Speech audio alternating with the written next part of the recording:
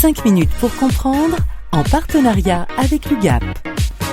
Bonjour Philippe Lemaire, vous êtes le président de FITEC, implanté à Nancy. Votre métier est de développer des solutions d'accessibilité pour les aveugles et de leur faciliter la vie dans leurs déplacements en ville, dans les transports.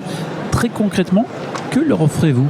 Alors la possibilité de se déplacer en toute autonomie grâce à une balise sonore.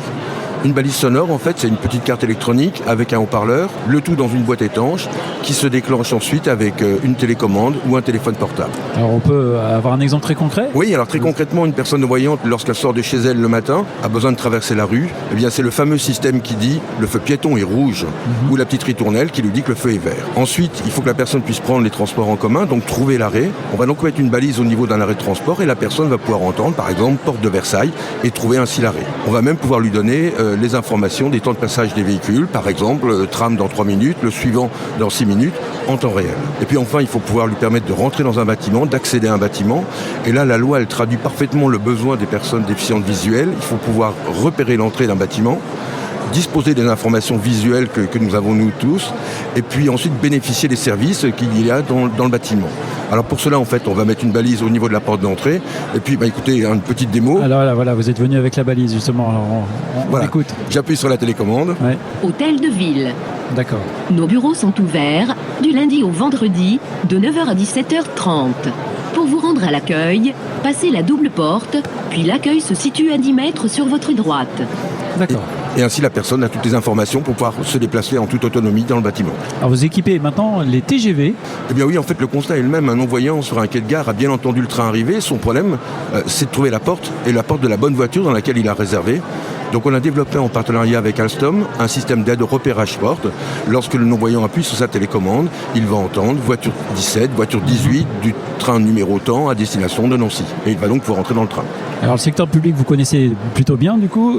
C'est facile de convaincre un acheteur public, un élu ? En fait, convaincre de l'intérêt de la balise, c'est vraiment assez facile.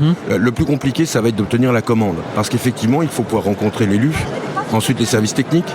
Il faudra attendre ensuite que ça soit mis au budget, que le budget soit voté, qu'il y ait un appel d'offres, qu'on réponde à l'appel d'offres, et peut-être ensuite qu'il y ait même un oral. Voilà, donc ça fait énormément d'étapes et c'est vraiment très très long à ce niveau-là, en sachant en plus que l'accessibilité des établissements recevant du public est une obligation légale, et donc en fait il faudrait qu'on rencontre des milliers d'acheteurs publics. Alors c'est pour ça aujourd'hui qu'on est très très content d'avoir pu faire un partenariat avec le groupe Prism, dirigé par Bernard Rubinstein, parce que grâce à ce partenariat... C'est un distributeur. Hein. Voilà, ce partenariat nous permet d'avoir notre balise qui est référencée aujourd'hui à l'UGAP, et cela devrait faciliter grandement notre processus de vente. Comment les élus appréhendent les évolutions constantes que vous développez ?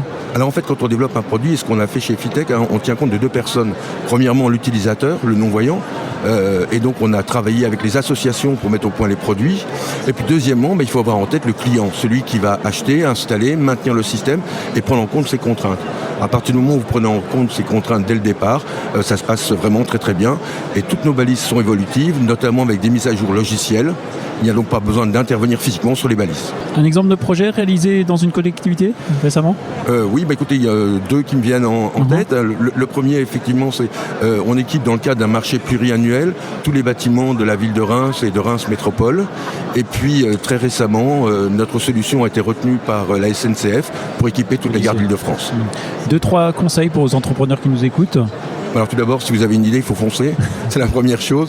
La deuxième, par contre, il faut bien s'entourer, et notamment de partenaires commerciaux, parce qu'ils vont relayer votre action sur le terrain. Et puis une dernière chose, il faut faire attention au temps.